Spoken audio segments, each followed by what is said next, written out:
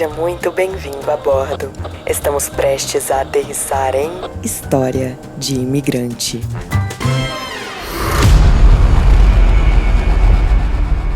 Chega mais que hoje vamos contar a história de uma brasileira que veio para os Estados Unidos num programa de au pair e acabou indo parar no hospital com transtornos psiquiátricos.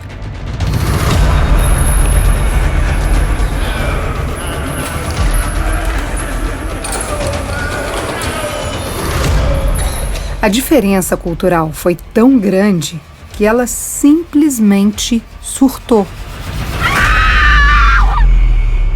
Gente, a host family dela comia comida vencida desde 2012, mais de 10 anos. E pior, achava normal. Ela teve que conviver com um cara que se masturbava a noite toda em alto e bom som. Mas tem muito mais coisa nessa experiência dela aí na gringa. Então, segura que lá vem história.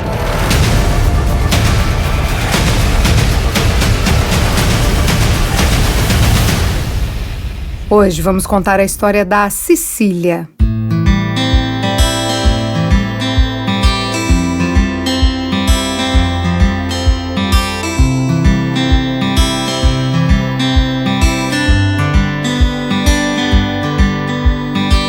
A Cecília é psicóloga e no Brasil trabalhava com psicologia clínica infantil.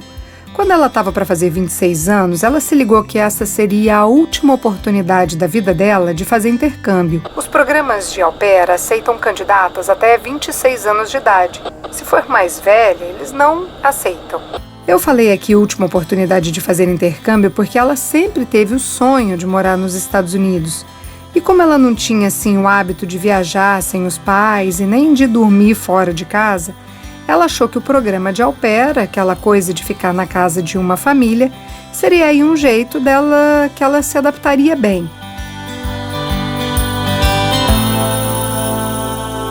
Então a Cecília correu para fazer a aplicação. Na agência falaram lá para ela que essa imersão na casa de nativos era o jeito mais rápido de aprender inglês. Disseram que ela seria uma espécie de irmã mais velha da criança que ela ia cuidar e que os pais americanos seriam como os pais para ela também. Então, com a expectativa de viver uma vida tranquila na América, Cecília partiu Carolina do Norte. A Cecília era responsável por um bebê de 5 meses.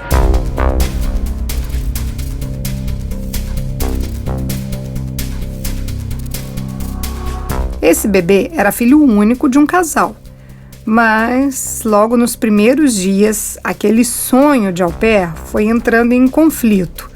Para começar, a Cecília tinha que passear com o bebê, mas para isso ela tinha que tirar a carteira de habilitação. E os pais do bebê trabalhavam de casa e não tinham nenhum tempo para segurar a barra para ela ir lá tirar a drive license dela. Então ela tinha que sair com a criança e não tinha como dirigir e também ninguém ajudava. Outra coisa, a Cecília deixou claro na aplicação que ela era intolerante à lactose e que precisaria ali de um leite especial. Na primeira semana, a host family dela até comprou esse leite especial para ela. Depois, nunca mais. Na hora de comer, o combinado era os donos da casa fazerem a comida. Eles até faziam, mas era assim, tira do congelador, coloca no micro-ondas e tá pronto. Isso que é imersão na cultura americana. Mas a Cecília teve um choque cultural, porque para ela aquilo não era alimento. E se ela quisesse pegar alguma coisa mais fresca na geladeira, tipo uma verdura, uma fruta, eles falavam que não.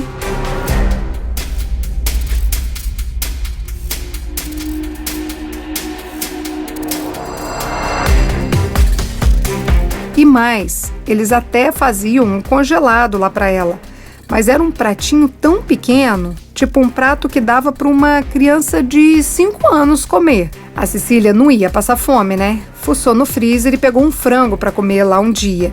Enquanto esperava o negócio ficar pronto lá na air fryer, ela viu a embalagem. Cara, o frango era Best Buy, uma data lá em 2012. década passada, mais de 10 anos atrás. Ela até tentou mostrar isso para a host mommy, mas a mulher nem ligou. Eu me lembrei de uma coisa aqui. Quando eu morava em New Jersey, a gente descobriu uma loja que vendia chocolate Lindt por $1. Era $1 um saquinho cheio daqueles bombonzinhos, cara. Toda sexta-feira a gente passava lá e comprava vários sabores. Mas aí um dia a gente viu que esse preço estava barato demais. Nos outros mercados, esse mesmo saquinho custava uns $5. A diferença é grande, né? Até que a gente viu a data da validade. Não estava vencido há mais de 10 anos, mas tinha uns 3 anos já. Gente, a gente muito ingênuo foi levar para o dono do mercadinho indiano. Falamos, ô senhor, esse chocolate aqui tá expired. E saca só a resposta. Não tá, não. Aí a gente olhou na embalagem de novo e tava lá, Best Buy, sei lá, 2014. Aí ele explicou. Não tá expirado, é só uma recomendação pra você comer até essa data aí. Mas pode comer depois, não dá nada não. De fato, não deu. Eu comi horrores e nem uma dorzinha de barriga eu senti, mas depois dessa, não comprei mais não. Mas voltando aqui para Cecília, comer comida vencida era, sim, um problema para ela. Ficar sem o leite que tinha sido combinado, também. Não conseguir tirar a carteira porque os pais simplesmente não ajudavam, também era uma questão mal resolvida. Mas o pior ainda estava por vir.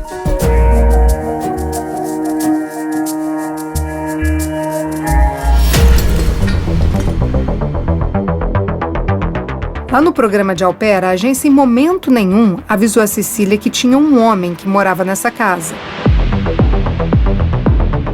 Esse cara tinha ali por volta de uns 40 anos e era amigo dos donos da casa. O quarto da Cecília ficava bem em cima do quarto desse cara. Na real, ele morava no basement, no porão da casa. Então, lá de cima, a Cecília escutava o barulho dele lá embaixo. Só que não era assim, tipo um barulho de um ronco, um banho ou sei lá, coisas assim do dia a dia. Ela escutava o homem se masturbando a madrugada inteira. Gente, era aquela coisa mesmo, batendo o troço ali. E ainda tinha gozadinha no final.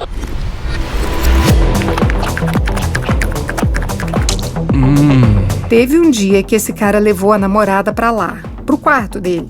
E a Cecília passou a noite escutando a mulher gemer e gritar.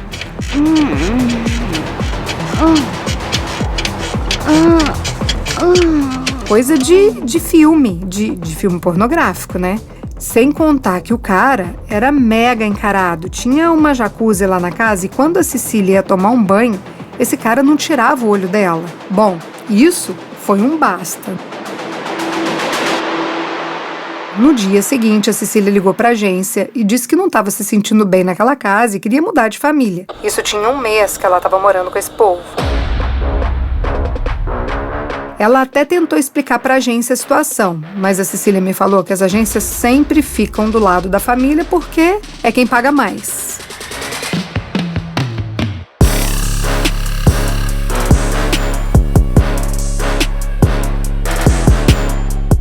Ah, já estava esquecendo aqui de contar que a casa tinha um cachorro e um gato e eles faziam cocô e xixi para todo lado. Se a Cecília não limpasse, ninguém limpava. Assim, ela falou que na real, ninguém limpava a casa. No dia que ela chegou, ela viu um prato de comida sujo lá na sacada, na área ali da frente da casa. E ninguém nunca pegou esse prato. Nesse um mês que ela ficou lá, ela disse que nunca viu ninguém tirando um pozinho da casa, nada. E a casa era a maior sujeira. O máximo que eles usavam para limpar era aqueles aspiradores automáticos que ficam andando pela casa. Eu tô aqui pensando que beleza não era essa casa. Ô, lerê. Pra quem tá planejando fazer um intercâmbio, é bom checar tudo isso, né? Comida vencida, casa suja, animais, quem de fato mora na casa. E pra quem ouve a gente do Brasil, acho legal falar que aqui nos Estados Unidos tem como saber se tem condenados por pedofilia na vizinhança. É bom pedir esse relatório também pra agência. Mas assim, a Cecília viu que não dava mais para ficar ali e topou ir para casa da primeira família que aparecesse. Antes que alguma coisa ruim acontecesse com ela, aliás. Tudo era ruim, mas esse cara encarado, punheteiro, aí não dava, né? Aí mandaram a Cecília para outra família, na Geórgia. Só que dessa vez, em vez de cuidar de um bebê, ela tinha que cuidar de 3 crianças.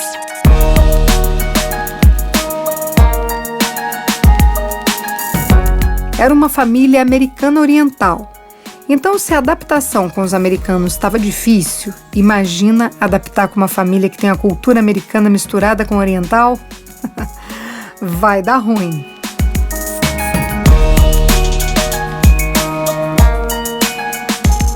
E deu mesmo. Para começar, a Cecília achava a coisa mais estranha do mundo quando estava todo mundo em casa e ninguém se falava. O marido e a mulher não conversavam um com o outro. Quando precisavam falar alguma coisa ali entre eles, eles mandavam mensagem pelo celular. Então, o clima da casa era muito frio. Lembra que falei lá no começo que a Cecília não estava assim acostumada a dormir fora, viajar sozinha. Então, ela estranhava tudo. Mas viver num ambiente assim, de total silêncio, foi mais que estranhamento. Ela foi ficando meio depressiva mesmo. Para piorar, o pouco que eles falavam era em chinês. E ela meio que percebia que eles estavam reclamando dela. Ela via eles olhando assim feio para ela. Caramba, gente, que agência é essa? Pelo amor, bota a menina para aprender a falar inglês na casa de um cara que masturba para todo mundo escutar. Depois vai para outra casa que ninguém conversa e quando conversa é em chinês. Como é que aprende inglês assim? Que intercâmbio é esse?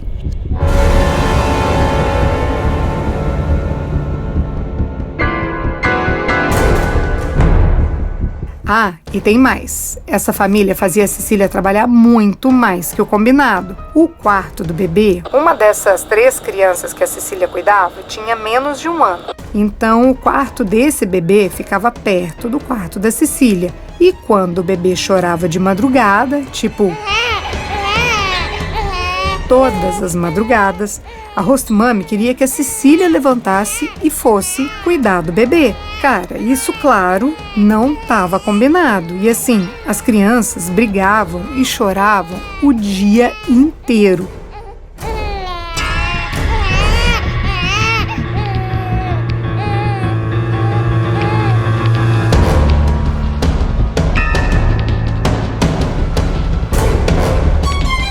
Foi juntando tudo isso na cabeça da Cecília, mais a saudade que estava de casa, até que ela surtou. Ela teve uma crise de ansiedade. Eu pedi para ela descrever aqui pra gente o que ela sentiu. A Cecília me disse que sentia falta de ar, tipo, puxava o ar e não vinha nada. Ela estava asfixiada mesmo, sem oxigênio no cérebro. No meio daquela confusão mental, a host mummy não sabia o que fazer e ligou para a agência. Enquanto isso, a Cecília pegou o passaporte dela e saiu sem rumo para o meio da rua. Um homem da agência foi lá buscar a menina. Ela só queria ir para o hospital, mas em vez disso, esse cara da agência levou a Cecília para a casa dele. Ali, além daquela crise de ansiedade, ela começou a ter um ataque de pânico. Ela só queria ir para o hospital. E como ninguém escutava ela, o batimento cardíaco foi acelerando. Ela começou a suar frio, achou que alguém estava perseguindo, engasgou. O desconforto era tão grande que ela perdeu o senso de direção, de onde ela estava. Enquanto isso, o cara da agência não fazia nada. Pior, ele começou a filmar tudo o que ela fazia. Ela estava descontrolada, claro. Ela estava numa crise de pânico e esse negócio é muito sério. Depois de um tempo, se tocaram que ela não ia melhorar, que ela precisava ali de uma ajuda profissional. Aí é que foram chamar uma ambulância e levaram a Cecília para o hospital. Só que a questão aqui complica mais um pouco. E por que eu tô falando isso? Porque o certo, eu acho que seria o pessoal da agência levar a Cecília para o hospital e avisar a família dela no Brasil do que estava acontecendo ali, né? Avisar os pais dela que a Cecília tinha tido 2 ataques, um de ansiedade e outro de pânico. E por conta disso, tinha sido internada. Só que eles só pegaram as coisas delas, as malas e tudo que estava na casa da Host Family e simplesmente não avisaram ninguém. Gente, eles não falaram nada para a família dela no Brasil e nem para ninguém mais. Aí foram os pais que surtaram, né?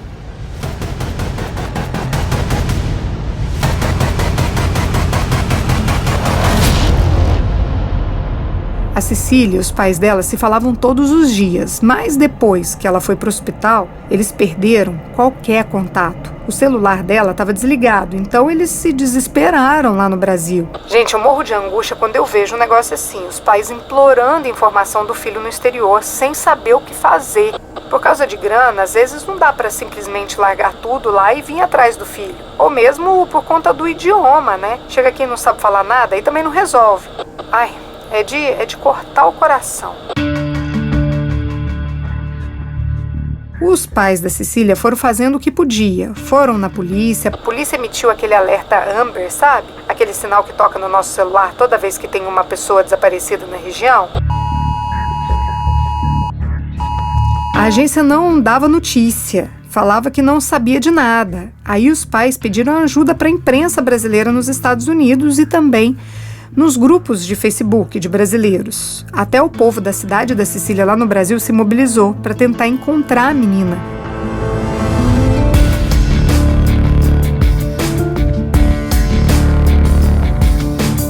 Todo mundo na internet tentando achar qualquer pista, qualquer informação que levasse até ela. Até que uma mulher, uma brasileira que vivia lá na Geórgia, se prontificou a ajudar. Ela deu um corre em todos os hospitais da região que a Cecília estava morando e encontrou ela numa clínica um pouco antes de ser transferida para o hospital psiquiátrico. Isso já tinha 2 dias que ela estava desaparecida. A notícia não era boa. A menina estava internada em estado emocional bem delicado. Mas agora, pelo menos, os pais sabiam que a filha estava viva e sendo cuidada. Daí, ela foi levada para esse hospital psiquiátrico e lá a Cecília me disse que deram tanto remédio para ela. Ela me disse que ficou tão dopada que não conseguia mais distinguir o que era dia ou noite. A mulher que ajudou a encontrar a Cecília queria ir lá fazer uma visita, mas não foi autorizada. A Cecília me disse que ela não queria tomar remédios, ficar grogue do jeito que estava, mas que não tinha escolha. Sem contar que as enfermeiras e a assistente social eram grossas e falavam com ela na base do grito. Falavam tipo, se não tá bom aqui, volta pro Brasil. Bom, foi o que a Cecília me contou. Aos poucos, ela conseguiu autorização para falar com os pais lá no Brasil. Foram 12 dias internadas nesse hospital psiquiátrico. Saiu de lá direto pro aeroporto. De volta para casa depois de 4 meses aí nesse perrengue. A Cecília falou que essa coisa de au pair, de viver fora, é tudo ilusão de um conto de fadas.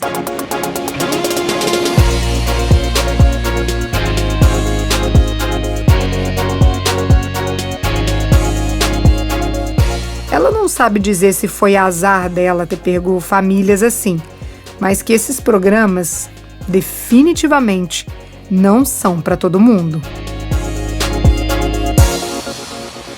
Essa foi a história da Cecília.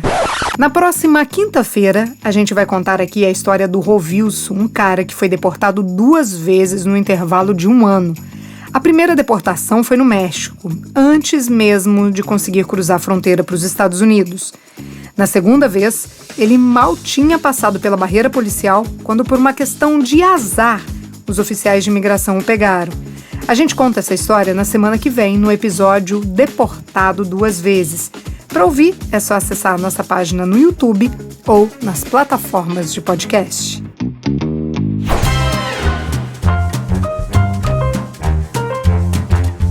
Todas as histórias que contamos aqui são reais, algumas delas são anônimas. Se você tem uma história de imigrante para compartilhar, conta pra gente. Nosso WhatsApp é 650-834-9209. A edição de som é de Tadeu Jardim, a produção, roteiro e apresentação, Priscila Lima. Essa é uma realização Estúdio Fita. Até a próxima história.